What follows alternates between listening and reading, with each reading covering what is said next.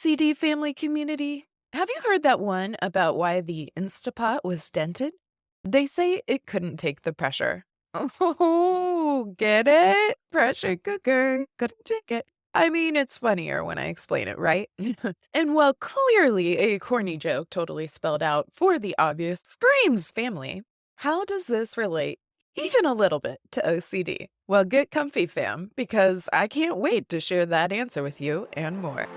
I'm Nicole Morris, licensed marriage and family therapist and mental health correspondent. And let me be the first to say, welcome to the family. The OCD family, that is.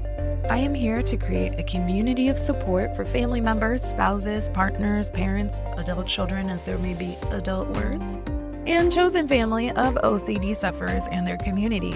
I've had over 22 years of experience in the mental health field, but please note that this information does not qualify or substitute as a diagnostic evaluation, therapy, or treatment, and it is presented on an as-is basis.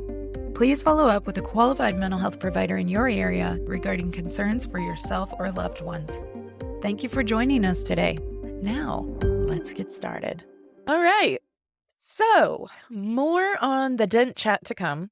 I know, what a cliffhanger. You're like, tell me, make it make sense. Yeah, I will, I promise. But first, family, good to be with you again. And can you believe that we're already over a week into February? I mean, it's pretty impressive considering January felt like it was, I don't know, approximately 827 days long. And we're already almost to the halfway point of the month. And it's a leap year. Time is just flying by. It's wild. But welcome back, family. I'm so glad you are joining us here today at the OCD Family Podcast. We like to have fun, but we also like to keep it real with support and resources because you, fam, you add an incredible strength and value to our beloved OCD warriors. So whether you're new to this family gathering or you've been around for a minute now, we're so glad you're here because we are better together.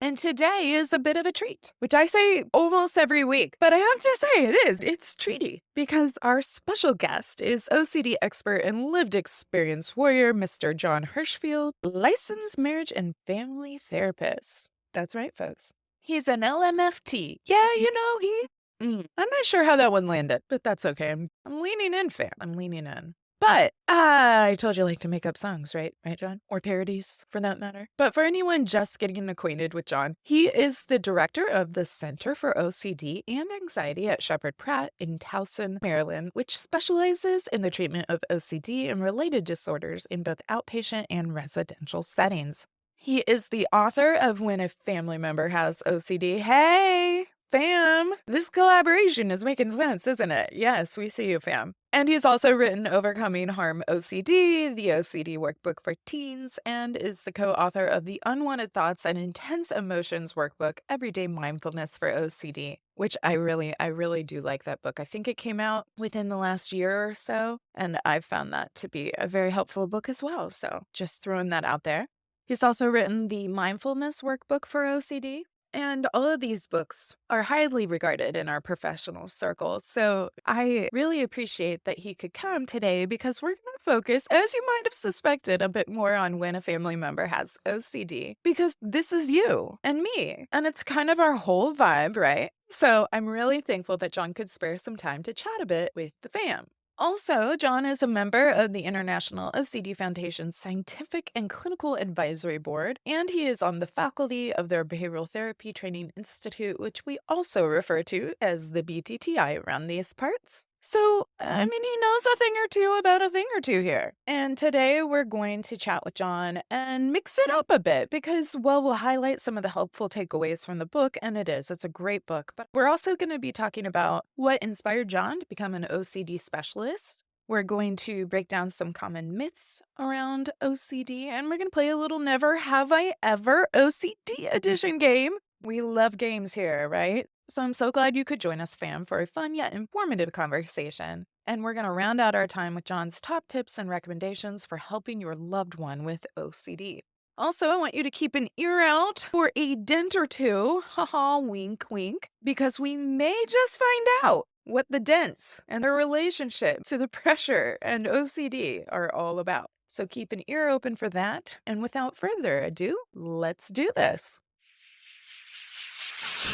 All right, welcome back to the OCD Family Podcast. And today, as I said, we are in for a treat because we have Jon Hershfield, a fellow licensed marriage and family therapist. Hello. But I am so excited to have you here today because Jon is very well established in our field. I'm going to guess, actually, a good amount of people tuning in are familiar with you, Jon.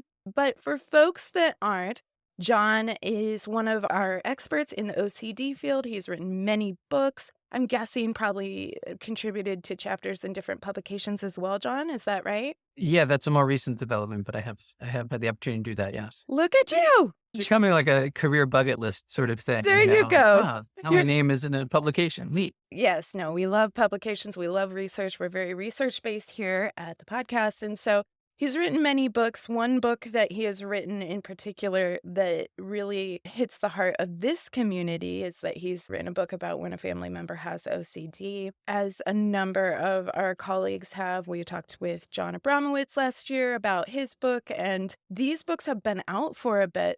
But they are really, really helpful in terms of just providing hope, breaking down stigma, giving some practical tips. And I think this is just going to be a great time. But I think people can check out the book and they can read the book. And so we're not going to stay completely focused on all the content of the book. We're going to have some fun today because we're with the fam. And is it really family if you're not playing games and shooting the shit together? So what we are going to start with today is in terms of treating OCD, you've been pretty open in the different books that you've written. And also you can find Jon doing and participating in live streams on iocdf.org or over at their YouTube channel. You probably worked with No CD. I'm sure that you've made the rounds there. Yeah, they But keep trying to hire me. I keep getting these stock emails from them like, are you interested in working in OCD? have you ever considered getting Like, certified use as my an email, Patrick. I know. Patrick's like, oh, I am like steps away from that automated email. I know. But they're like, would you like to become a licensed therapist in ERP treatment? No, And they do good work. They help a lot of people. They've yeah, built an incredible network. they do. They do. And they specialize in treatment for OCD. So I was very happy to hear that I have a client whose sibling is on BetterHelp, and they were like, oh, yeah, they for sure have OCD now that they're learning about my OCD. And the BetterHelp therapist was helping them because they were like, oh, I don't know about this, but I'll learn, which is important. But in terms of just being able to trust that a treatment database like NoCD is offering evidence-based treatment is important. So, this is actually a good segue into our first question because I'm curious, you've been open about your dad's a psychiatrist, about understanding OCD, lived experience, and having family members with OCD. What led you into treating OCD? Was this always something that interested you, or did you kind of fall into it in your journey? Like, would love to hear that story. Yeah, thanks for asking. I guess you could say it chose me before I chose it. I had been living with OCD waxing and waning throughout my life since as far back as I could remember. Mm-hmm. And I think a lot of people have this experience where sometimes the OCD either it changes shape or form or backs off or whatever, but there was, sort of a period in my 20s where it was just something that I lived with, but it wasn't something that I thought about a lot. Mm-hmm. And I was sort of the mind of like, as long as things go a certain way, I just need to know that I have OCD and that I need to make sure that they go a certain way and I can handle it. But kind of in my late 20s, kind of arrived in a place where my OCD was swinging bigger and decided like, let's see if you can handle this. And I couldn't. Yeah. And so I went back into treatment and started taking it very seriously. And in the course of treatment, and this was in the days of like Yahoo email based groups before social media really. And so I was looking for just people to relate to because I found pretty early on that people in my social group had no idea what I was upset about or why, or Yeah. why it's such a big deal. Yeah. So I found this group of people online who were upset all the time too and started interacting with them. So I would be describing what I was going through in my treatment. And then I would notice that people were saying things that they weren't the same things I was obsessing about, but they were relating to their experience the same way I was relating to mine. And so I would be able to kind of offer validation, like, oh yeah, that makes sense. Well, here's probably how it would be handled in therapy. Or, I was devouring all the OCD books. I was being a very good patient. And Uh-huh.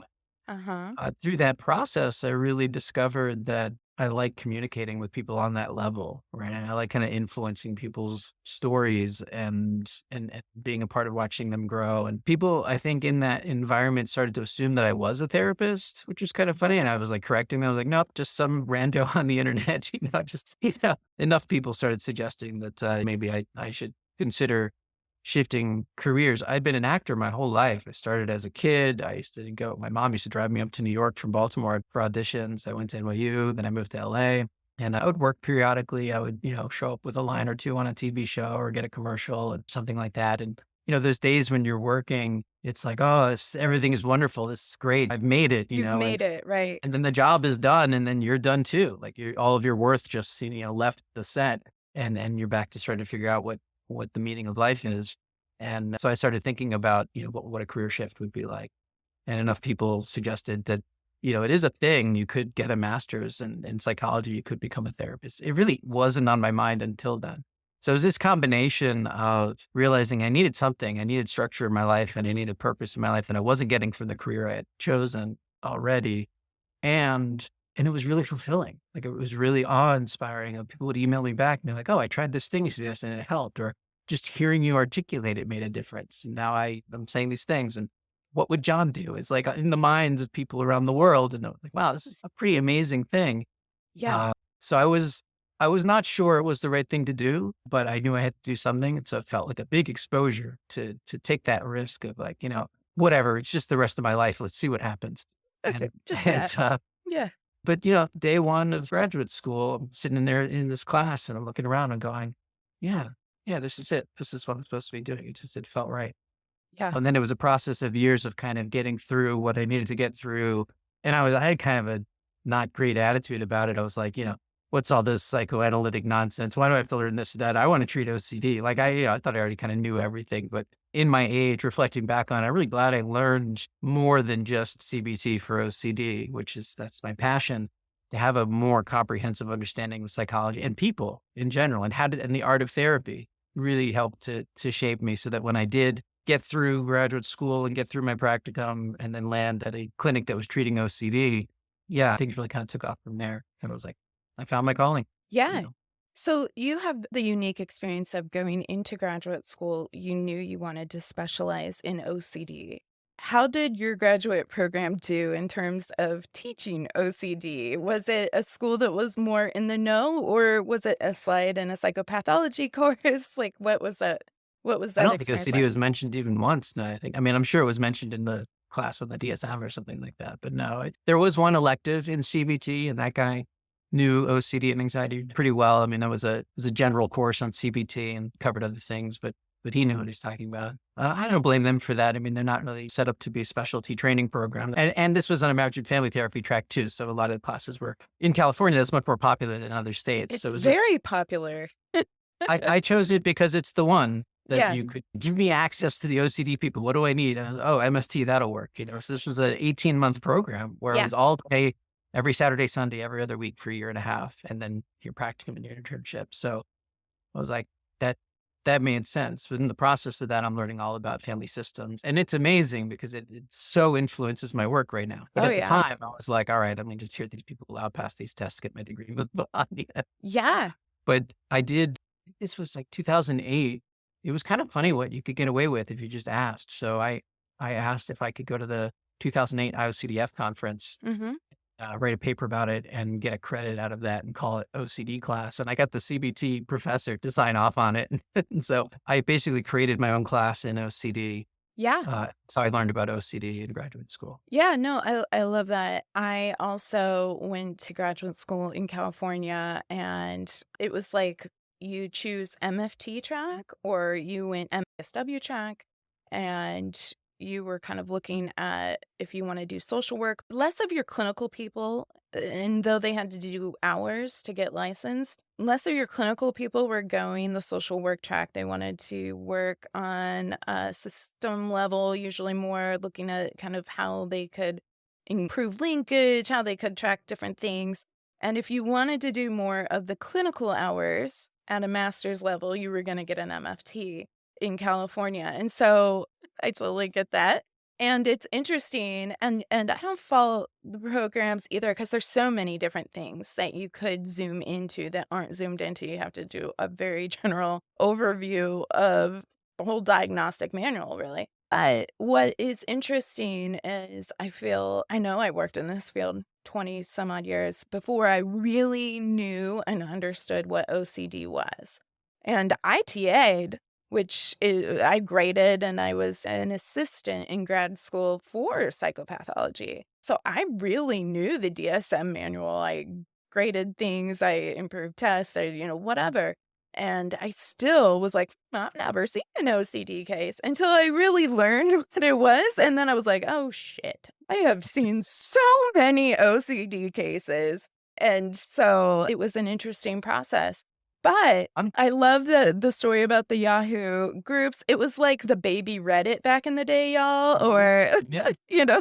No, I continue to run. Like a lot of things. If I get involved, I get excited. I find a way to make it complicated. So I started running those groups in addition to participating in them. And so then I was on the hook for responding to like sometimes hours of emails a day for years, well through the beginning of my career. I just figured this was part of my job was to take care of these faceless, anonymous people. And it was only a few years ago that I passed the torch on to somebody else.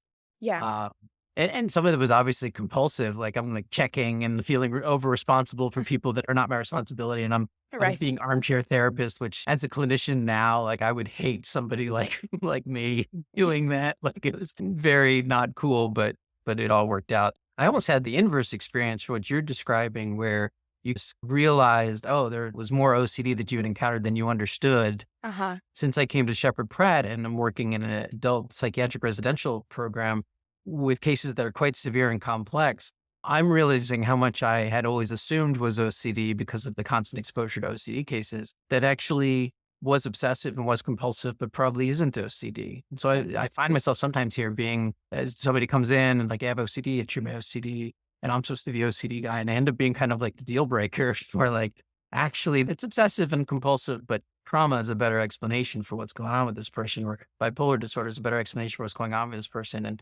you could treat the obsessions and the compulsions, but if you don't treat the actual psychiatric condition that they have, the Yeah, OCD is just going to keep bouncing back, yeah, whether it's a standalone diagnosis or a symptom of the other condition. right. So one of the things I love about what I'm doing now is I'm like constantly learning. It's getting more and more complex, but it's also getting more and more clear, like a three-dimensional object in my mind of OCD is really not this list in the DSM. It's like any condition, it's more complicated than that. It's complicated. There's clusters and conditions. OCD loves a good condition, but there are different factors that you have to look at in terms of, is this egosyntonic? Is this a trauma trigger? Is this manifesting and commingling here with this other mental health disorder that is also just as important to treat? It's interesting because here we're more likely to get a bipolar diagnosis where OCD is missed.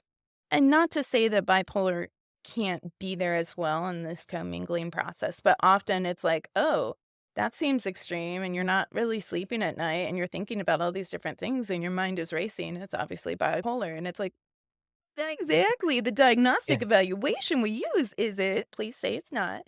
There's importance to I think that's why it's so important to have that clinical interview, because you can see a lot of traits manifest and really, really overlap. But you also have to have that ability to look at the cluster of symptoms, how they're presenting, how they're engaging, what's the function of them.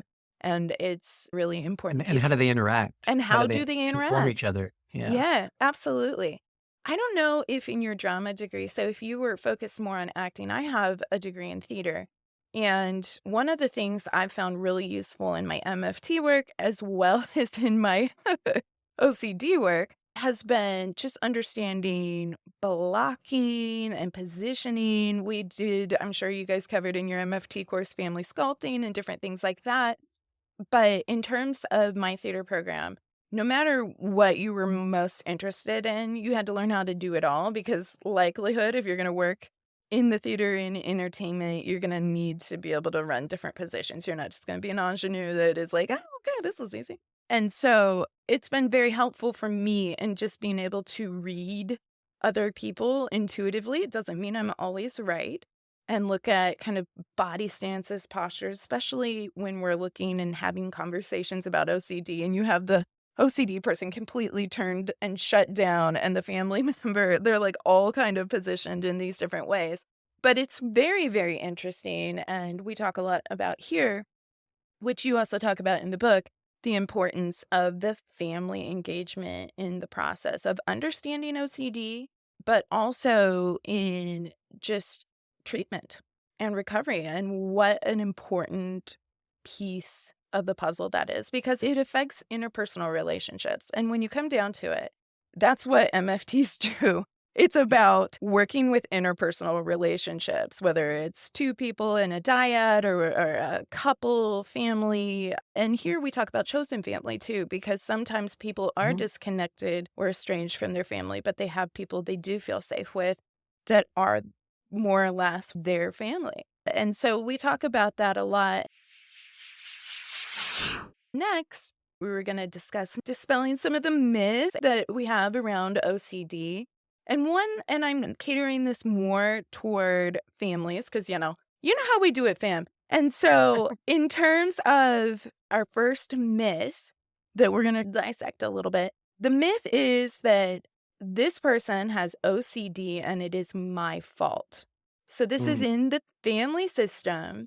And it could be the parent, it could be the spouse, it could be the child feeling very responsible for how their parent is experiencing responses to them. But the first myth is it's your fault. Obviously, fam, it's our fault, right? And so, can we look at this myth and what would you say to that, John?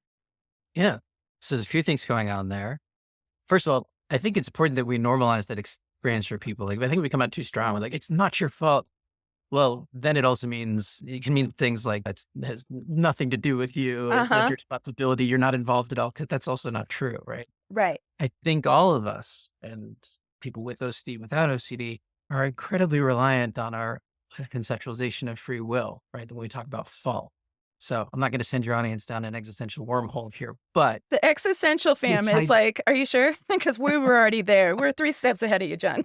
I'm just saying this idea of let's take a mother who is responding to their anxious and OCD laden child in a specific way. And that way may not be helpful because that child's anxiety is stressing out the mom and the mom needs to shut it down quick because the mom has all these other stressors. And so maybe she's not being validating or understanding, but maybe she's getting angry and saying, you can't behave this way. Stop washing your hands, whatever it is, right? We can sit back in our therapy chairs and be like, well, that's not good parenting, right? And mom can feel really guilty about it.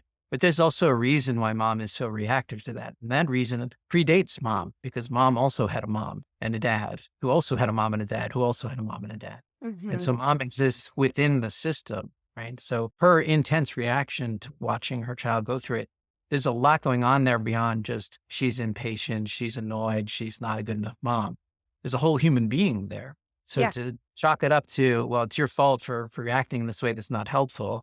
Or maybe mom's reaction isn't anger, maybe mom's reaction is complete and total accommodation. Well, I don't know how mom was raised, and mom probably doesn't know how her mom was raised, but I Mm. bet there's a key there to understanding mom's behavior. And if she could slow it down and understand herself in the context, well, that could open her up to maybe choosing a different behavior that's more effective. But otherwise, she's just at the mercy of whatever comes up. And what's going to come up is what she learned, which is Hmm. going to come up from what the people before her learned and so on and so forth, all the way back to the beginning of time, unless somebody lets some new information in. That's often what the magic of therapy is. It's just establishing trust with somebody, opening up, and then the therapist says something you haven't heard before, and you already opened up to receive it. And now it's up in front of the information in your head that wouldn't have been there otherwise. Yeah. Uh, Yeah. so that's the first thing I think of when people, oh, it's all my fault. It's like, it actually had to happen this way. Mhm. Right. So you're taking too much responsibility for what led you to behave in this way that we're now looking at as ineffective. So we can get beyond fault instead of thinking of, I should have known better, which is the lifeblood of self-criticism, and get to what would be helpful now, Yeah. which the lifeblood of self-compassion. And then we can actually get some work done. Yeah, it is interesting. I will talk with clients sometimes about what's in your fishbowl. And so we can look outside the fishbowl and be like, I should have been able to do that. Why? I mean, like you're in the fishbowl, right? And what you have are the tools available and probably the learned different ways of interacting with those tools, which is more or less what you're saying. And if you disagree, feel free. I'll be like, okay, We're on the same page. yeah, yeah. Not to put words in your mouth, but this is what you said. No, just kidding. But in terms of being able to learn some new ways to manage that environment and even adding to your fishbowl, you're still only going to have as much room as your fishbowl has, but there's hope to be able to learn different ways to navigate that environment. And so what you're speaking to is the importance of giving yourself some grace and going, I have the tools I have. I learned what I learned. It totally makes sense that I am engaging with my environment in this way. Wow. And though it's not your fault, what's in your fishbowl, what's in our genetic pools, what's in any of these different areas. One thing that you highlight, and I like how you posture it in the book, is that even if we don't have quote unquote fault, what is our responsibility and really how we're engaging with the environment here? And so there is responsibility. Now, again, responsibility gets one of those words where we can debate and be like, so basically it's my fault as waitress. Yeah, I'm hearing that, right? Like, we're on Yeah. the same page, right? Right. Okay, gotcha. But no, that's not what we're saying. What we're saying is our brains are gonna brain. Who's at fault for my brain braining the way it does? Like, I only have so many resources, even in controlling my own brain, let alone your brain as a loved one, as a family member. And so, is that anyone's fault? It is what it is. But how we react to it and how we react to the distress that OCD brings into that family system, brings into that relationship, we do have an ability to choose different behaviors and coping strategies. We have an ability to take some responsibility. And I think about this even with my kids, right? Something might come up and a teacher might say, hey, your kiddo was being really impulsive. And I'm like, okay, it makes sense because ADHD medication has worn off and they're impulsive, but they're still responsible for their actions. So if in an impulsive moment to chuck something across the room, they're going to have a consequence for chucking that across the room. I have utmost empathy for what's happening in their brain, and we still have some responsibility over how we navigate the environment. And so part of it is just understanding like fault is just not a great metric and it's subjective. And so it's not really helping us understand what we need to do. But I do like to reposture that we all have an ability to influence and triumph over OCD.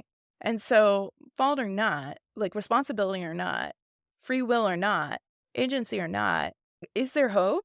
Oh, yeah, there's definitely hope. And that's good news. That's what I like to concentrate on as well.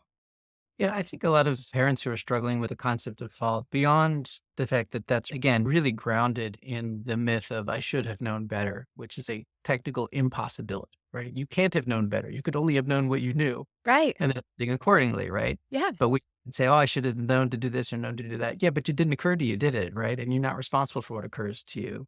Now you can decide that you're going to approach it differently because new information has entered the scene, but you can't go back in time and insert that information. But I do think also families, I think people need a little space to grieve sometimes. So Mhm. sometimes like sitting in that fault briefly to just know that it feels like that Mhm. and have it be validated that it feels like that. Because fault's not the right word for it, but involvement is, Mhm. right? So how your upbringing and how it informed you to parent, the culture that you're in and the country that you're in and the religion that or lack thereof that your family, whatever your spiritual practice may or may not be, like all these things are influencing what's going on there. And you are a part of that system. So you are definitely involved. And then when you realize, hey, something's got to change if I'm going to be able to get the outcome I want, which is a happier, healthier child and a more happier, healthier family system, I'm going to have to make some changes. I think it's natural to go through this period of like, I'm going to make some changes. Is that because I'm bad? Right. And Right. be able Knee-jerk to feel that reaction. feeling for a little bit, but then allow yourself to move on to the next step of like, okay, I've acknowledged that that's what came up for me. And now I'm really looking for like, what would be helpful now for Yeah. me, my child, for my whole system. Yeah. No, I think that's a great point, and I love how you reframe that as involvement. involvement in maintaining OCD in the family system or in booting it out in recovery. Involvement ends up being really important. So I like that. Our next myth is isn't everyone a little OCD? Yes, my person here is suffering, but I mean, I have some of these quirks too. I can see where they get it. My auntie did this. We see this. That's kind of normal, right? Everyone has a little bit OCD. So, what would you say to that, John? It's usually the tone in which it's said that makes me throw up in my mouth a little bit. It's not the statement itself, actually, I think we could work with. But when that statement is said out loud, it's usually said with a tone of dismissal or invalidation or condescension that I think is part of the problem. I think that if you look at what people with OCD say that they're afraid of, Hmm. it's mostly rational things to be afraid of. Nobody wants to be sick. No one's looking for opportunities to be responsible for somebody's death, right? So Hmm. these are things that people don't want to happen, and the average person doesn't want them to happen. But with OCD, as a psychiatric condition, right, something is happening in the brain that is causing this person to relate to this experience that we all relate to in a different way. And it's causing an exaggeration of the human condition. The pressure to be certain, to eliminate doubt, to respond to certain thoughts in a certain way, but other thoughts in a different way. That noise is coming from inside the building, right? There's something going on there that sets that person apart from somebody who just is particular, and likes things neat or is avoidant or, doesn't like roller coasters, doesn't like the way they make them feel. Uh Like huh. you can understand that both people might share in that experience of wanting to avoid something that's unpleasant, but their relationship to that experience is totally different. So somebody who is quirky and somebody who has their little things, or somebody who's a little neurotic or obsessive, or yes, it is a true statement. I think we all have unwanted thoughts, just like we all have junk mail in our email. Like that is a normal event, Yeah. but the relationship to it is really what sets it apart. And I think that's what gets overlooked. Yeah, I think some operative words you were using too are like and don't like. And when it comes to OCD, and you even rounded that up in saying, yeah, I think everybody deals with these unwanted thoughts. But I think that's too part of the issue. People don't think of OCD as unwanted thoughts. They think of it as what I like or I don't like. Mhm. And that really misses it. Because I would categorize like and not liking as preferences, right? Right. No one is preferring OCD. True OCD. No one's like, yeah, some of that, please. Could I be like responsible for maybe even eliminating a room full of people? That's pretty cool. No one's like, yay about that. No one is feeling excited about the idea that they might get kidnapped every time they walk down a sidewalk if that is one of your themes. It is extremely distressing. And so, yes, we can all deal with unwanted thoughts, but I think just even understanding isn't everyone a little bit OCD? When we're talking about OCD, we really are talking about unwanted, repeating thoughts that really bring a lot of distress. And there's a And impair functioning. And and that impair that functioning. makes it a condition. Yes, that's where we get it to a disordered level. So if we're thinking of even D, the D in disorder, right? That means automatically that we've reached a level where it has impaired functioning. So aren't we all a little OC? Again, it has to be unwanted, but when we think a little, there's not like a it's a little bit turning my world upside down, but I'm mostly okay. It's like, "Oh my goodness, I'm terrified to leave. Sometimes I'm unable to get my work done. Sometimes it takes 9 hours to get simple schoolwork done because I had to rewrite it and rewrite it and reread it and rewrite it. There's not like a little d. It's like D, y'all. Yeah. D. It's I here. I think that for the most part, I mean, we're always gonna have trolls and people who are insensitive and people who don't understand mental health. But for the most part, I think when people say that, particularly when it's said by a family member about like, well, we all have a little OCD, they're speaking to the fact that they do have unwanted thoughts and maybe they bother them a little and they wish they didn't have them, but it doesn't impair their functioning. They're speaking to the fact that they have rituals because we all have rituals. It's a completely normal thing to come up with systems that work for you and do it the same way each time so you don't have to think about it. Yeah. And they may even have compulsions, which are things that you'd rather not do, but you feel compelled to do. And if you don't do it, you're not going to be able to relax. That's all fine. The motivation behind that statement is often something like, I really wish that you could relax. I really wish that you could calm down because I hate to see that you're suffering so much. And you're telling me you're afraid that you're going to be responsible for this, or you're afraid that this thing's going to happen, you're going to get sick or whatever it is. And yeah, those are normal fears. So just calm down. And again, it's not always coming from a hurtful place. It's just coming from Absolutely. an ignorant place based on the fact that it makes sense to me. I have these things, they don't bother me. You have these things, they shouldn't bother you. Well, congratulations. You don't have a psychiatric condition called OCD, and your family member does, and they need a little bit more help than just let it go. Yeah, I think also on the other side of that coin, and I absolutely agree. I think a lot of it comes from very well-intentioned places, and that's something that's so special about this OCD family community is that people love their people so much, and their intentions are just unbelievably driven out of love. But I think too, on the other side of the coin, part of what's driving that sometimes is I see myself in this person. Mhm. And if this is wrong, then maybe I'm wrong too. Maybe there's a part of me that's messing this up too. And I'm trying so hard and I want to love this person. I want to believe that I'm okay too. So if they're okay, then I'm okay. And if they're not, then oh, that might mean something's wrong with me too. And I think people sometimes generalize in that way as well. Like, oh my gosh, I can see myself in you and you're struggling with this. And if we're now pathologizing this, then maybe something's wrong with me. And I think that's an important piece because our aim here, and part of the importance of psychoeducation and treatment, is to be able to shed the shame there and really normalize how common a lot of this is. This doesn't make you a weirdo. This makes you a human being with a brain, and our brains all have different strengths and challenges. And so being able to normalize, like, even if you can see parts of yourself, and I hope you do. I hope you do. That's lovely. A place where you can connect. And I get it if you don't want to be able to connect about these really harder, more challenging areas.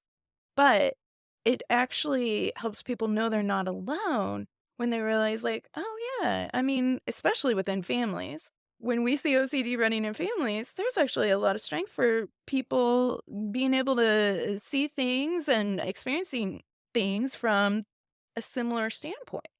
So, yeah, I think that's an important point in terms of wanting people to feel better, and it's driven out of a great place of like, "Oh, I just want you to be able to relax and know that you're fine, you're fine." And then also going like, "Uh-oh, if you're wrong, I'm wrong," and assigning blame there.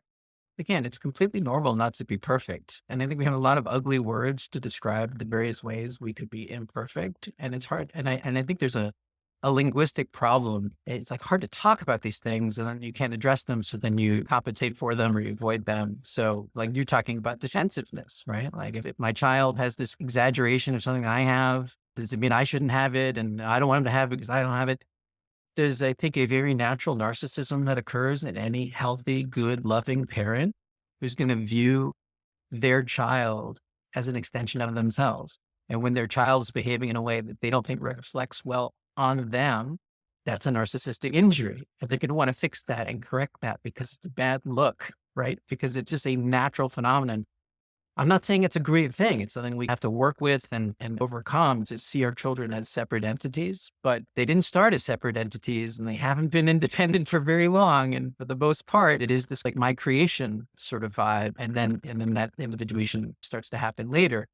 And I think it's very normal for a parent to be like, oh, what is this thing? You can't have this thing. This thing's not good. I don't want this thing in my life. You can't have it. Mhm. And react like something has happened to them, which it has, but it's different from what's happening to the child with OCD. And to try to like fix it or cover it up or push it down or make it about, the kid's not being tough enough or something like that. These are all defense mechanisms. Mhm. And we have to normalize them first because we have to be able to talk about them to see how we're going to work with them and overcome them. But if we can't even talk about them, that's the communication shuts down and people just keep repeating the same patterns over and over again. And that's that's our line of work. Communication shutdown, patterns of repeating, OCD or not, communication can be difficult. And again, you learn and take a lot of your cues on how you communicate from your upbringing, from your fishbowl, from the ways that you've learned to relate within your environment. And so it's funny because a lot of people don't love conflict. In fact, I don't think I've ever met somebody, maybe a lawyer, I don't know, that is like, "Hey, I love this. I live for this." But it's funny because I am definitely one to approach conflict because I would rather communicate through it. And my husband hates conflict and would rather absorb all the things, well, used to be this way, all the things, rather than deal with conflict. So when we started dating, I very much confronted this and was like, "We're gonna wrestle with this one if that's how that runs." And both of us needed to learn how to come closer to the middle in that. But it's not that I love conflict, but I think communication, and that's what sometimes people feel like conflict equals communication. And it feels vulnerable to put yourself out there and be like, "Hey, this is hard." But often, I think people are surprised, similar to facing different fears and going, "Oh my gosh, that's gonna be impossible if we try to discuss this." It can often surprise you and you can go, "Well, that wasn't so bad. Actually, they kinda hurt me. That's nice." And so being able to learn how to communicate, but often there is a defensiveness that can come up where people have a hard time hearing each other because often, especially when intentions were good, if that didn't land well with the other person, then that brings some upset, and how to be able to handle these upsets can really relate to part of the process in treatment, even for OCD, where we're learning to hold distress and be able to know, like, whether distress is there or not is not an indicator on my ability to function in this moment. I can still do lots of things feeling distressed. That's not necessarily a litmus test in terms of my safety or my ability, and being able to work on those different pieces of communication, which again is why it's so helpful and important to have family members, loved ones involved in treatment, because it's really hard sometimes without a little bit of an external referee going, "Okay, wait, we're not hearing each other, just a minute," and be able to work through these different things. But also to a point that you have in your book as well, even trying to understand and empathizing and being able to relate to the person in that, you're still not going to ever fully get at what it's like for that person living with OCD, even if multiple family members have OCD. My experience of OCD is going to be different than my family members' experience of OCD is going to be different than my client's experience. We can relate on a lot of things, but still, it is a journey. It's so, so catered. OCD is so good at customizing itself to our specific values and really interacts on that level. So, realizing this communication strategy, I mean, if you think about it, we're learning how to communicate back with OCD too and go, "Okay, I'm not going to talk with you about this. I don't have to prove shit to you. And whether I feel upset or okay about this, it's fine. I can live my life." And so it gets very complex, but it's an important part of the treatment process as well. Yeah, I think too much emphasis is put on understanding. The emphasis is better put on acceptance and validation and listening. And I mean, and understanding is important, but if you get black and white about understanding, then the outcomes aren't very good, right? This is the absurdity of comparing yourself to other people, right? It goes back again to that. Okay, but if you look at the system where these people come from, what are you comparing yourself to? Oh, my friend's better at this. Well, yeah, your friend has different genetics, was born to a different family in a different house with different set of circumstances that have nothing to do with you. Why would you compare yourself to that? It's not relevant to you in any way, right? Mhm.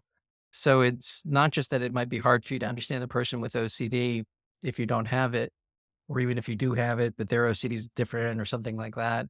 But this would be true even without OCD. It's impossible to fully understand a complete other human being. That's why we talk about accepting uncertainty in OCD work quite a lot. That's one of the things you have to accept. You have to make space for that. There's a gap between information you can collect from somebody that they're going to tell you and like what it's really like to be inside their brain looking at you. Mhm. Get to know that. And that's okay. It's okay for there to be a little bit of mystery. That's what makes life exciting. Hey, there's mystery in my own brain. Like I can That's right. I'm inside my own brain and I'm sometimes like, and so that, yeah, absolutely. And giving yourself grace to be different. I think that is really, really important. And so what can be hard sometimes about the medical model or thinking about different ways of processing, brain processing, whether we're looking at neurodivergent forms of processing, whether we're looking at mental health disorders or physical health that can also impact that. One of the important things is just realizing, like, yeah, this is going to look different, and that's okay. Sometimes when we come up, though, with like a disorder, or we look at a disability, or we look at if you need support, whether that's an accommodation or therapy. And again, it depends what we're talking about. But because we have to have these standards to be able to create that rubric, then sometimes folks feel like, oh, well, I mean, if I'm disordered in this, then this has this whole new meaning. And again, I think kind of just a little bit of a subjective, like what meets the criteria for disordered for you versus me. We need to be able to have these measures. We need to be able to control for these in the research. But also, if it's affecting you and it's impacting the way you're experiencing your social world, your work, your sleep, your home life, then it's worth it. Whether you think, is this disordered level or not? If you're distressed, you can reach out and go, okay, how can I benefit from some of the support out here? And so, whether we're comparing ourselves to other people, other family members, or even these broader rubrics for, like, am I a disordered level of person or not? Like, I think we're losing a little bit of the forest through the trees. Are you feeling distressed? Would you like some help with that? Is what you're doing helping move you forward towards your values? Or do you feel like, no, I'm stuck? And in fact, it only feels like I'm in quicksand here. I think we need names for things to point us towards strategies that might be helpful for those collections of traits or experiences where we have the best shot at it being useful, right? It's not a guarantee, but can we at least start pointed in what might be the right direction based on many other people who have shared these traits saying this worked for me? Right. And so that's what we have names around these different human experiences. Well, this name applies to people with these experiences. You seem to fit pretty closely to people who have these experiences. And we call this OCD, and we have treatments that are effective for that. And these treatments on the whole tend to be more effective than these other treatments. And so let's start here. And then if it's not working, we'll look around and see what we can do. I remember in graduate school in the course where we went over the DSM, I seemed to be the only one in the room who didn't think the DSM was like total trash and destroying humanity and like completely useless. It was a very anti-DSM crowd that I was in. And I was like, hello, hi. I just, I was diagnosed with something and I got treatment for it and it helped. And I kind of feel like maybe having a name for it saved my life. But you guys do your thing. That's fine. Oh my gosh. So I think, I mean, and again, I don't agree with everything that's in the DSM. I look at some of the way that things are categorized, and I'm just saying my clinical experience does not support what it says here. It doesn't make sense to me that you'd put this in this category or call this that, or that you could have a condition that's like really intense and difficult to live with and has 9 criteria, but you only need to meet 5 of them to get diagnosed with it. And so you might not have anything in common with anybody else who has this condition. That's a tough sell. Yeah. But the way I think about it is, if you look at a sound engineer's board, you have the bass and the treble, and then all these other levels that do things that I don't understand, right? Then it can get very complex. And for every piece of music, these levels are going to look a little bit different. And so back to that question about being a little OCD, right? Do you have mood swings? Do you see things that aren't there sometimes, or think you heard something that wasn't there, right? Do you get very down for long periods of time? Do you eat in a way that's unhealthy, right? So all of those things, you're going to have those. Are you sometimes proud of yourself and think that you're special, right? Do you sometimes think people are going to abandon you, even though you don't have a lot of evidence to support that, right? I think we all have different levels of all of these things. Everybody can, in a theoretical way, be a little bit of everything. But when any of those levels go up, or when a certain pattern of those levels go up beyond a certain point, that it is inhibiting your ability to get any joy out of life, interfering in your ability to function, tend to your relationships, work, putting your life at risk, causing compensatory behaviors like substance use and things like that are dangerous, and right? Then you look at the levels and you go, this song does not sound healthy. Right.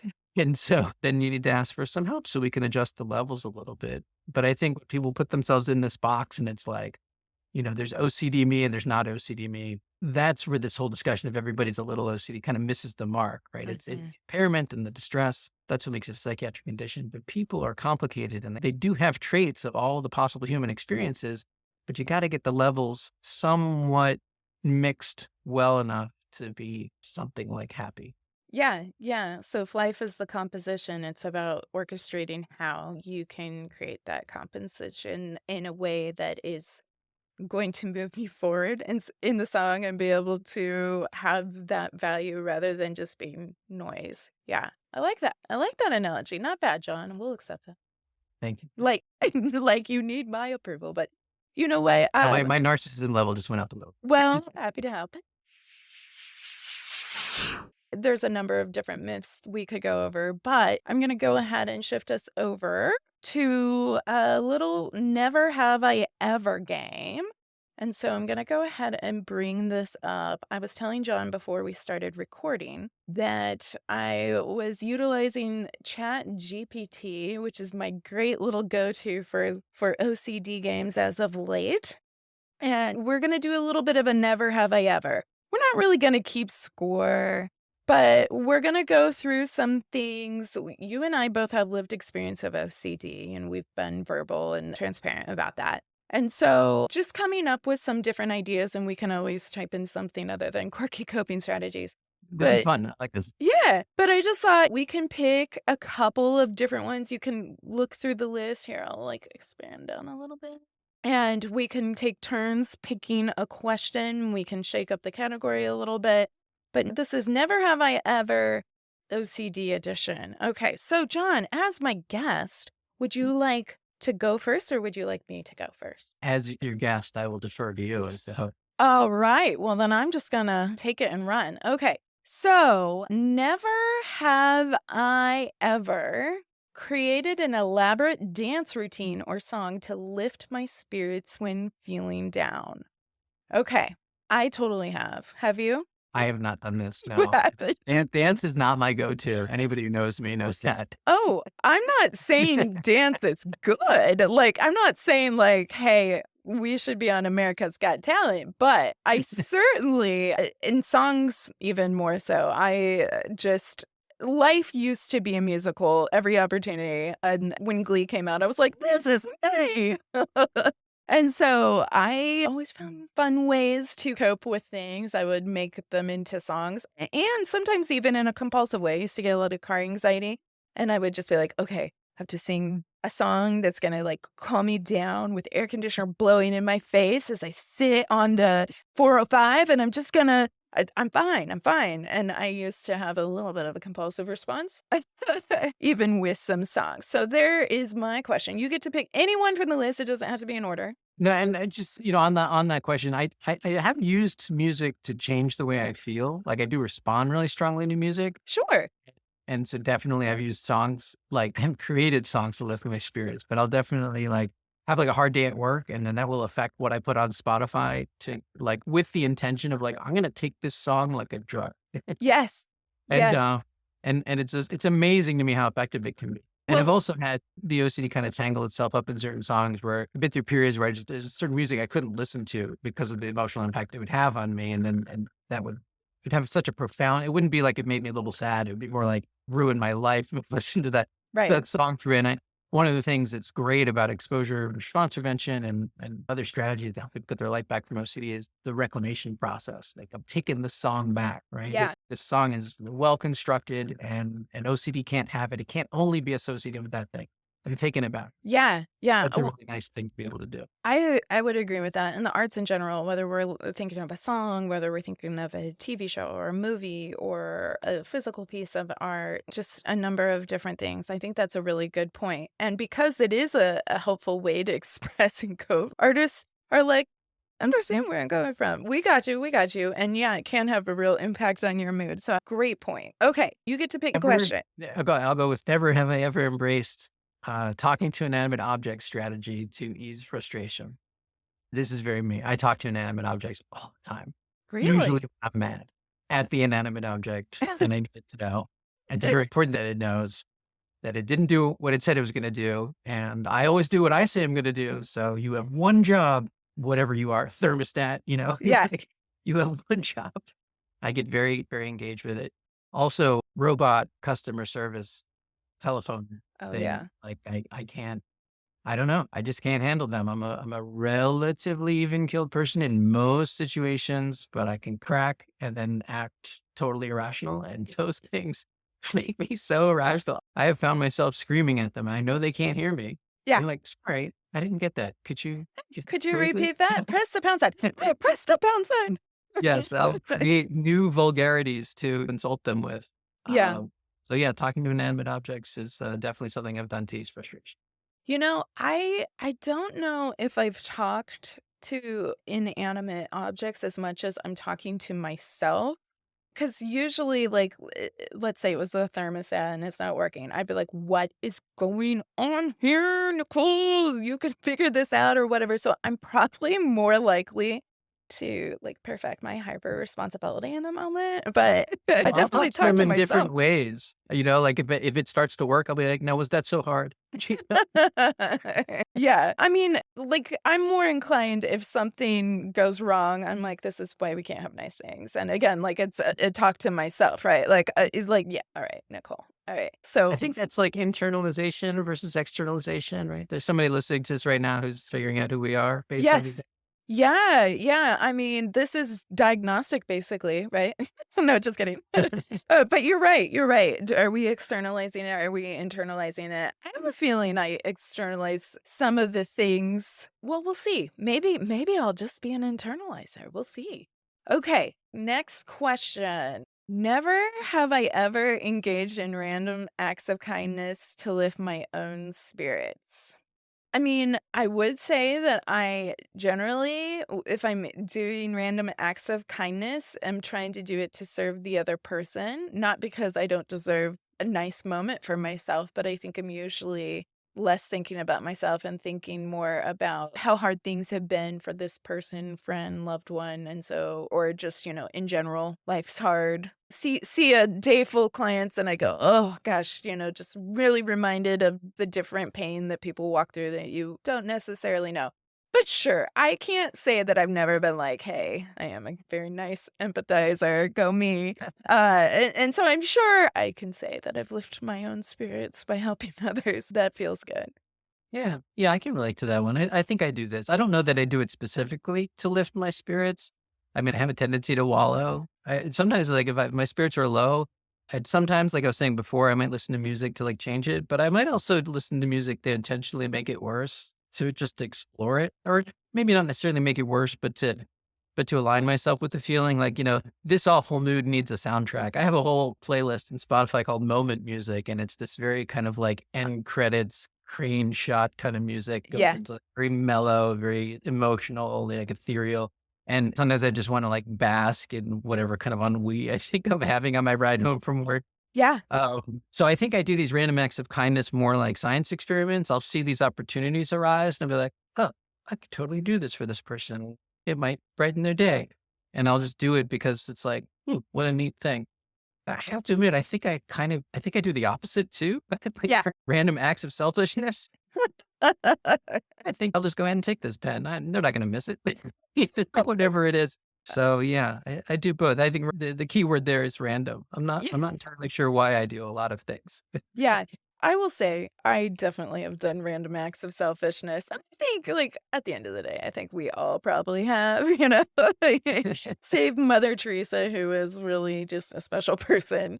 I think most of us could identify with having that. And, there's a place for that. And sometimes that can also get you into trouble. Okay. I like to retroactively explain some of my behavior sometimes. So things will happen even in the therapy room, working with somebody, and I'll say something that just pops in my head that's like totally off the wall and totally disorients somebody.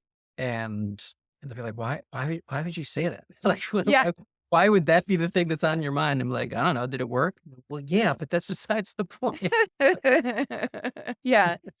I've had, as part of my own OCD, I've had to resist the urge to explain my positive intention with something, whether I think it landed well. And again, I feel like I have fairly good intuition, but my intuition isn't always right. But I have that fear of what if I could have neglected something in here? And so I like to over explain. It's a gifting of mine. And so I've had to just allow myself to go, it's okay. And even if they don't understand, they could also ask, right? Yeah. I don't have to necessarily explain this, but I like to explain things in retrospect. I just found that functions more compulsively for me in general, but not always. It goes back to what we were talking about before. It's okay for there to be some mystery. It's okay for there to be a gap between what you know and what you can fully understand. And I tell my patients, particularly my more perfectionist patients, all the time, like something is different from the way that you think it should be. And you're assuming that's a problem. Maybe it's better that way, right? Maybe an antique piece of furniture is worth more if it has a little scratch on it and it really looks like it's from the 1800s, right? This is a fact, right? So you're going to walk out of this room and you're going to have the thought, I didn't tell him everything I needed to tell him, or I didn't explain it the right way. And you're going to assume that that's a problem. And then you're going to worry about it. Not Mhm. a problem. Maybe it's better that way. Because Yeah. I'm going to do the same thing, right? I could have given better advice or a different kind of homework, or we could have done a different exposure. I'm not really sure. Okay. Maybe it's better that I'm not sure. Like, why assume that that has to be a problem? It could be something kind of exciting and mysterious and keeps the passion alive in the therapeutic relationship. We don't know. We'll find out. Or we won't. Or we won't. Yeah. Okay, I'm gonna bring up one more list. I'm gonna say create a never have I ever list. Again, we're using Chat GPT for bad coping skills. Whatever Chat thinks that means, I am here for it. So let's see what it comes up with, John. Okay, it's like certainly, I'm here for it. Oh, wow. Ooh, So ooh. fast. It is so freaking fast. Is that not amazing? Okay, this is a good list. Wow. Wow, Yeah. this one's got a lot of things going on for it. I'm gonna screenshot these Chat GPT lists, and I'm gonna put them on the blog because I think, like, I do really like this list. What is this last one? Ooh. I like this list is actually more relatable than the positive coping list. I think that this is a list of things that are objectively like unhealthy coping behavior. Right. But what Yeah. yeah, it's interesting because I had to kind of think I had to get a little creative in how I asked for it because it was too direct on mental health. It was like the typical canned mental health, like, "Gone to therapy," and I'm like, "Please, we're therapists. Come on." Yeah, okay. So I can't remember. Did I ask the last one or did you? I don't remember. I'll gosh, I think I relate to all of these. These are really good. There's one here about I never have ever isolated myself from friends and family instead of seeking support during tough times. That's not really my MO. I'm pretty good about asking for support. I might even be a little bit annoying about it. Yeah. But trying to see one where it's like, Oh, let's see. man. This is a really good list. Yeah, gosh, there's so many here. How about okay, I'll own this. Never have I ever lashed out at loved ones or friends when feeling overwhelmed. I've definitely kind of hit my limit. I wrote about this in one of my blogs about mindfulness actually, where again, I just was sort of I'll have these experiences where I'm stuck in my head ruminating over this or that, and I'll be thinking about things that are stressing me out and also trying to complete a task.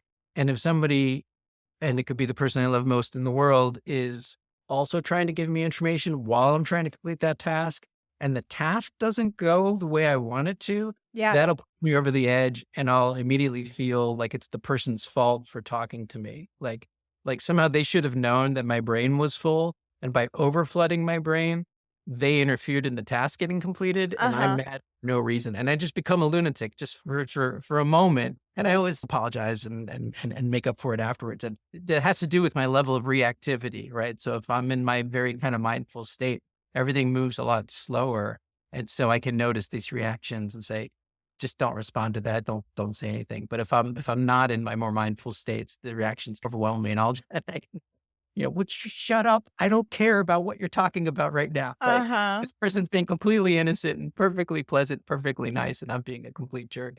Uh-huh. I'll own that. I have lashed out at loved ones when I'm feeling overwhelmed. But I'll add the caveat that I can pretty much recognize it almost immediately after the fact and then do what needs to be done to repair it instead of sticking to my guns and making excuses for it. Yeah. Yeah, yeah. I think probably all of us have had these moments. And the reality is with our loved ones, there is this delicious misery in that we're often feeling safest with those folks. So we tend to be Sure. a little more unraveled, and so I think in terms of like my mom, my husband, my kids, they probably get to see the most amazing sides of me. meaning they for sure have seen me come a bit unraveled. But I have different, like, types of lash out. Like, I can get really I'm not a yeller, but Mm. I can get really low and pointed in my Oh, yeah, discussion. that's much scarier. Yeah, Yeah, and I'm nobody like, takes me "Oh." seriously when all the kids laugh at me if I raise my voice. Yes. Yeah. But you're Yeah. right, whispering that there's a bomb in the building is much more disturbing than shouting. Whispering that, like, the way you put that. Yeah, yeah.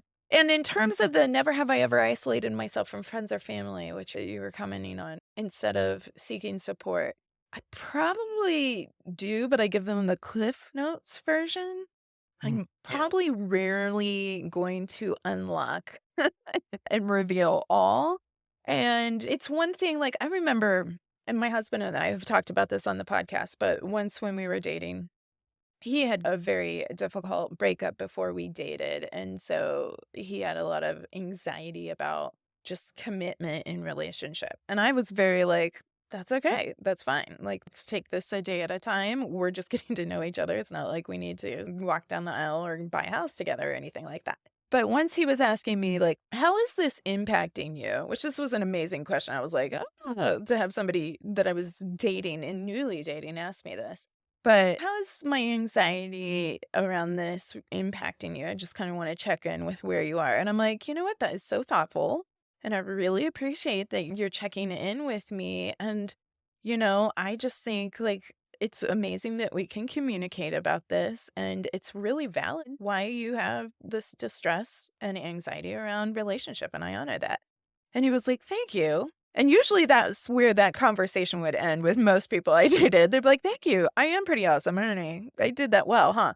But he was like, "Thank you, and you didn't really answer the question. You really were empathetic to how that impacted me, but you did not say anything about how that impacted you." And it was this aha moment where it was like, "Oh my gosh, I did do that." And I think in part, as a therapist, it's not about us, and we need to learn how to draw that wall in the arts, whether you're playing a part or whatnot. Like you learn to become that character and shut pieces and compartmentalize pieces of yourself off. But I think this is if I isolate, it's something I do without thinking. It is just an automatic response that since being in a relationship with my husband, I have been able to help unpack. So I credit you, boo. I know he's listening. He's so sweet to listen to all these, and he'll be like, "Well, thanks. That would be nice to hear in person too." I'll tell you. No, I have told him. But yeah, yeah.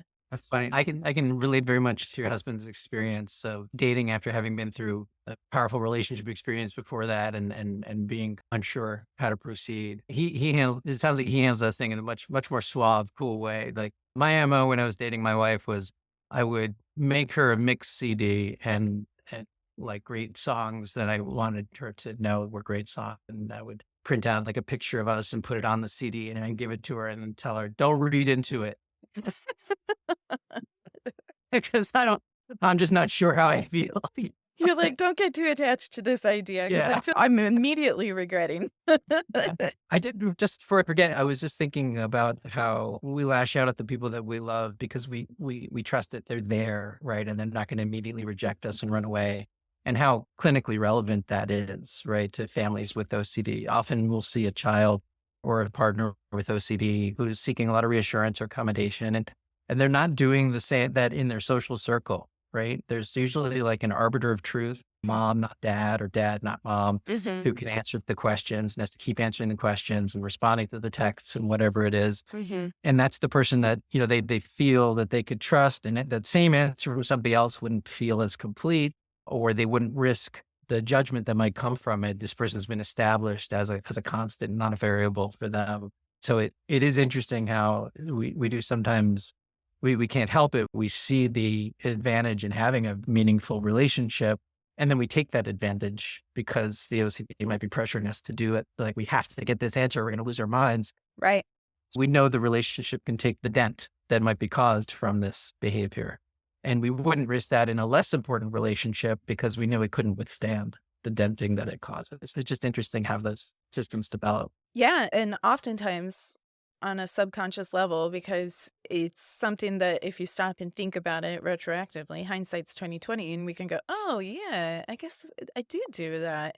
But it also speaks to what we were talking about earlier in growing up in your fishbowl and having those learned dynamics. And yes, we don't know how our mothers were mothered and how their mothers were mothered, but we do have some of these learned strategies that have passed down through time of skills on how to navigate our fishbowl. And sometimes we're going to do what we learned based on what we saw. Sometimes we're going to overcorrect and do the exact opposite because we're like, I'm not down about that shit, so I'm going to try this. And all of that creates part of our learning when we're thinking about how we engage with different thoughts, different behaviors. And so, really being able to look at that is a really interesting point. As we wrap up, what would your top 2 recommendations for family be in terms of they may be hearing this, they may be very new to this journey, or they may have been in this for years and years and years, but what would your top 2 recs be, and what would 2 unhelpful things be? Because I think it's always helpful to build insight. Again, this isn't gonna be everybody's experience, but just based even on your personal and professional experience, what are things that tend to be less helpful when we think of helping families navigate through all this? Wow. Okay. So what's helpful is from the family member perspective is educating yourself on what OCD actually is and getting through that myth of everybody's got OCD, right? And actually learning about the disorder. I have a book, John Brownwich's book is good. There's lots of information, iocdf.org. It's not hard to get information about OCD. And it's interesting because it is one of those things where the internet doesn't do a terrible job of providing information. Sometimes you would say, don't look this up on the internet. You're not going to understand it, right? Like, I wouldn't say look up borderline personality disorder on the internet to understand it better. I would want to give a specific resource for that. But something like OCD, the things that are going to come to the top, they're usually going to be pretty reliable sources like IOCDF. So yeah, educate yourself about OCD. That's on the recommendation side. And then on the, less helpful side, I would advise against trying to become the expert or to become your child's therapist or your spouse's therapist or your partner's therapist, because you don't want to lose the whole point of treatment and getting your life back from OCD is also to maintain and improve the health of your relationship. So you don't want to lose the relationship in the process of trying to do that.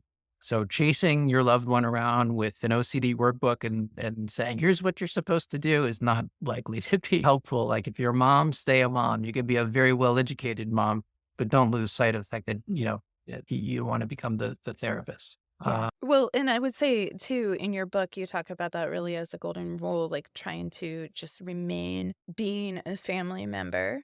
Like, if your mom, be mom, and remember what you're fighting for, right? Like, I'm fighting for this relationship with my kid or my spouse or my brother of a different mother here. I am fighting for that. And it's not all about OCD. It's actually, we don't want OCD butting in on what we have, and what we have is more important and more special and more sacred. So sorry to jump in and interrupt That's there, beautiful. but I you, love it. Yeah. yeah. Okay. So one more recommendation, one more bad idea. One more recommendation would be to consider that even though you don't understand what your loved one is doing with the OCD all the time, consider that it does make sense to them.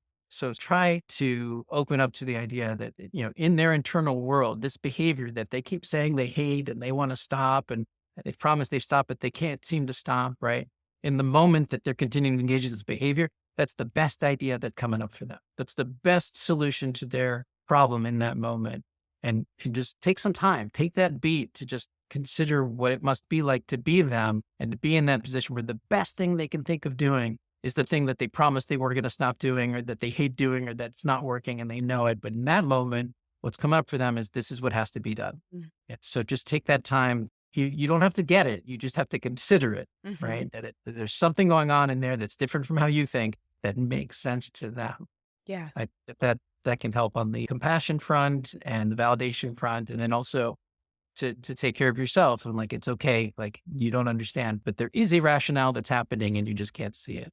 And then back to bad ideas, making it all about yourself. Like, this is because I'm a bad parent. This is because I can't do anything right. This is because of this, because the default thing, Yeah. right? It happens not to be true, but even if it were true, exploring it isn't helpful. Like it's not going anywhere. Mhm. It's an empty space. You go deep into trying to figure out what this has to do with you not being good enough. And you will find that that journey never ends. And it'd be much better to ask what would be helpful now. Yeah. Well, thank you so much, John. I really appreciate you taking the time. Can you let folks know where they can find out more information about you and the work that you're doing? Yeah, my main hub is ocdbaltimore.com. That's the website for both the Center for OCD and Anxiety, where we do all of our outpatient work, treating OCD and related disorders. And then within that page, there are also links to the retreat, which is our adult psychiatric residential program, where we treat OCD in a higher level of care, as well as OCD plus, and you name it. So that's the main hub. You can also find me on Facebook. I think my handle is Jon Hershfield. And on Instagram, my handle is OCD Baltimore, and OCD Baltimore on Twitter as well. All right. So we'll have that linked on this episode's blog. But yes, just another big thank you for taking the time. And again, you can check out John's book as well as many other books that he's written at this point and publications. We get to add that to the list. So that's fun. But thanks again, John. Really appreciate you being here. Nicole, thanks so much for the invite. This was great. Thank you for that. All right. I love it. What a fun chit chat. Thanks, John, for all your sharing today and for being a good sport with the games and the format. We do love a good game here, don't we, fam? And I have to say, I think Never Have I Ever is a keeper. I'll have to keep that one in my pocket for our next game episode because we do enjoy gamifying treatment chats. But hey, I love how John brought us to a full circle moment in sharing about the Dents, huh, fam? Particularly because when we think about Dents, and when we think about the impact, about the pressure that OCD can bring into the family system, into relationships, dents tend to have a more pejorative connotation or meaning, right? Like you get dense if you can't take the pressure, right? Or you're not strong enough or something. There's some kind of system failure. I mean, we can assign meaning to so many of these dents, but then to reframe this idea as even though it's hard and even though it hurts, it's no small thing that this person, your person, has built their trust in you. And while there's nothing even remotely fun about having OCD, having a bond that is experienced as capable, despite all the pressure in the world that's coming at it, that's pretty incredible. That's you, fam. You may feel like you're caving in under the pressure, and it's hard, so hard, and it is hard. So I will validate you all the livelong day. But wow, what strength you have. What strength your loved one has. It's amazing. And together, we're capable of rising above and beyond OCD. So though we may walk this road with some pretty hefty dents, they are dents, not defeats. And we're strong. Our loved ones are strong. Also, did you hear what I hear? Did you hear John talking about, and I believe his words were the quote, absurdity of comparing yourself to other people?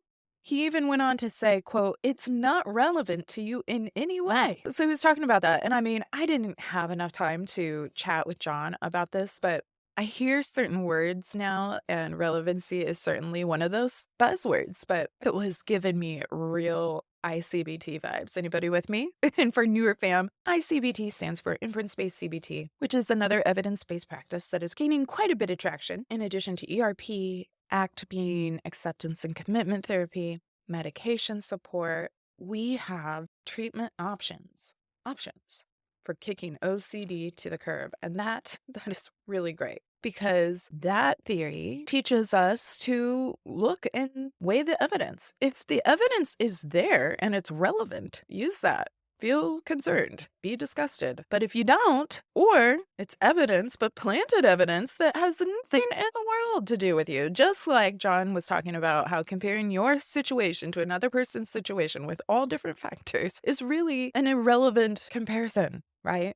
So I just had to mention because I can't hear relevancy now without just ding, ding, ding, thinking about ICBT. And if you're curious about learning more about ICBT, you can look back at any of my older podcasts where I have talked about ICBT specific content. Additionally, with the start of the water cooler chats this past summer, I started the YouTube channel for OCD Family Podcast, and I have been in the process of updating the season 1 catalog as well as adding our new episodes, including this episode over at YouTube. So if you're interested in learning more about ICBT, search ocdfamilypodcast.com or check out the YouTube channel, because as I'm uploading my older catalog too, I am creating playlists that are specific to different content areas. So just look for the ICBT playlist and you can get more information on ICBT, or you can visit icbt.online for lots of resources and support. Additionally, we've talked about exposure and response prevention today, and exposures in general, and medication support, as I just mentioned. And as I stated, Jon is a part of the International OCD Foundation's Scientific and Clinical Advisory Board and on that BTTI faculty. And so you can learn more about the International OCD Foundation as well as the BTTI and Jon, and full resources too at iocdf.org. So I will link all those in this episode's blog, along with information on where you can find Jon, learn about his books, all that jazz. Okay, so that brings me to today's intrusive thought segment, which is the application segment of my show. I do it each and every single week. I try to challenge us, fam, with one or two practical applications that we can take from today's episode and put it into practice today, this week. So I mentioned at the top of the show, we're almost halfway through the month. And what's the halfway point? Anyone? Anyone? That's right. Halfway through February is Valentine's Day. Now, Valentine's Day tends to trigger some big feelings for folks. People seem to really enjoy it or hate it.